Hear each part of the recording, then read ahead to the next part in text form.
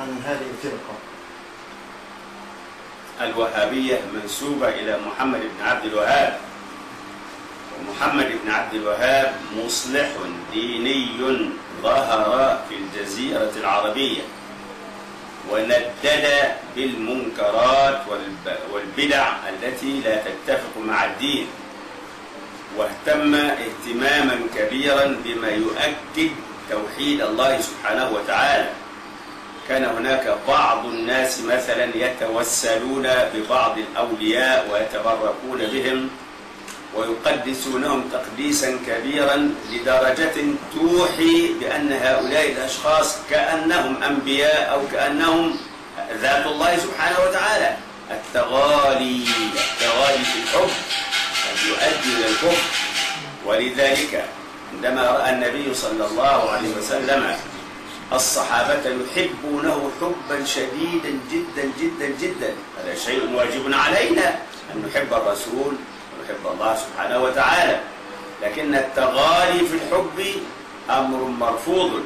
لما رأى الرسول عليه الصلاة والسلام تغالي الصحابة في الحب خاف أن يرفعوه فوق درجته، فقال: لا تطروني كما أطرت النصارى المسيح ابن مريم، ولكن قولوا عبد الله ورسوله. يعني لا تمدحوني مدحا كبيرا جدا حتى تعطوني فوق ما أستحقه، كما أحبت النصارى عيسى ابن مريم وعظموه تعظيما شديدا لدرجة أنهم قالوا إنه إله أو ابن الإله.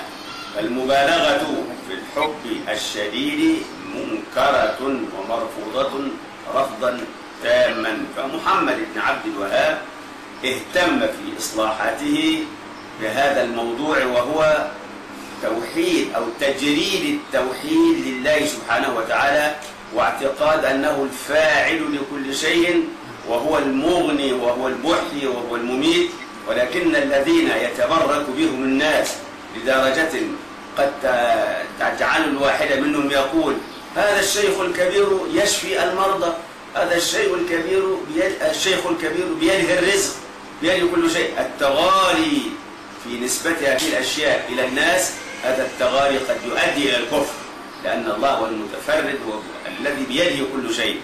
فهو قام بهذه النهضة الإصلاحية وركز تركيزا شديدا على إخلاص أو تخليص التوحيد لله سبحانه وتعالى.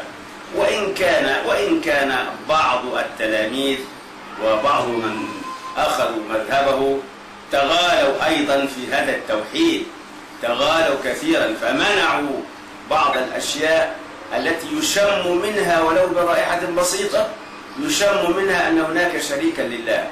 ولكن كما قلت وأكرر: التغالي في كل شيء قد يؤدي إلى ضرر كبير جدا جدا جدا.